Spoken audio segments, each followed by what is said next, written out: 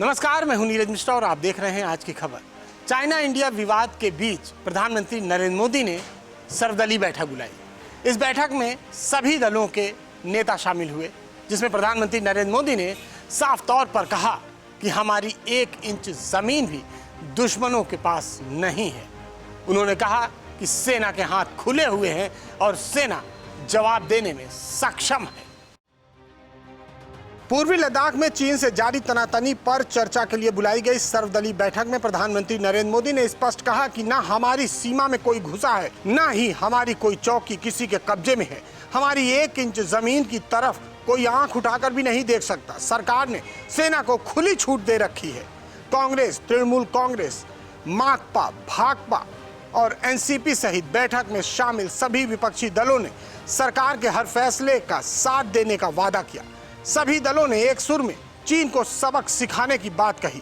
शहीद जवानों के शौर्य का जिक्र करते हुए पीएम ने कहा, हमारे सैनिक भारत माता की तरफ आंख उठाने वालों को जिंदगी भर का सबक सिखा गए हैं।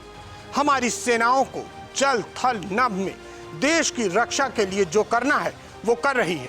देश के पास सीमा की रक्षा की पूरी क्षमता है। हिंसक झड़प का जिक्र करते हुए पीएम ने कहा, चीन ने जो किया उससे पूरा देश आहत है और गुस्से में है। यह आक्रोश इस बैठक में भी झलका। ऐसे में हमने सेना को अपने स्तर पर उचित कदम उठाने की छूट दे रखी है। वहीं कूटनीतिक माध्यम से चीन को अपनी बात 2 टूक स्पष्ट कर दी गई है। पीएम ने दोहराया, भारत शांति चाहता है, लेकिन देश की संप्रभुता सर्वोच्च है। देश को सभी राजनीतिक दलों की तरफ से एक बार फिर से आश्वस्त करता हूं कि हमारी सेनाएं सीमा की रक्षा करने में पूरी तरह से सक्षम है। प्रधानमंत्री की तरफ से बुलाई गई सर्वदलीय बैठक में कांग्रेस अध्यक्षा सोनिया गांधी ने सवाल उठाया। उन्होंने कहा कि प्रधानमंत्री नरेंद्र मोदी ने पहले क्यों नहीं इस तरह की बैठक बुलाई, उन्हें अंधेरे में रखा गया।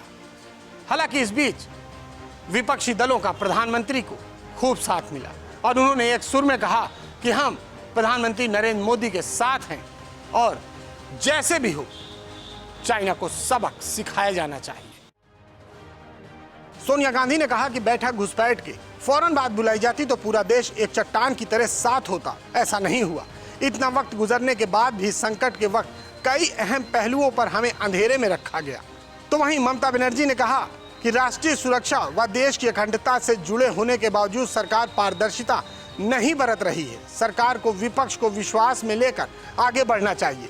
चीनी कंपनियों के निवेश पर रोक लगानी चाहिए। आपको बता दें कि भारत ने लेह लद्दाख में तनाव वाले इलाकों के बिल्कुल करीब स्थित अग्रिम मोर्चे पर अपने लड़ाकू विमान तैनात कर दिए हैं। इसके अलावा किसी भी स्थिति से निपटने और सेना की मदद के लिए साजो सामान भी पहुंचने शुरू हो गए हैं।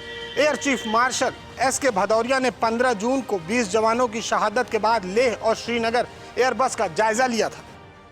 प्रधानमंत्री नरेंद्र मोदी द्वारा बुलाई गई सर्वदलीय बैठक में एक बात प्रधानमंत्री नरेंद्र मोदी ने साफ कर दी है कि चाइना को उसके हर हमले का माकूल जवाब दिया जाएगा।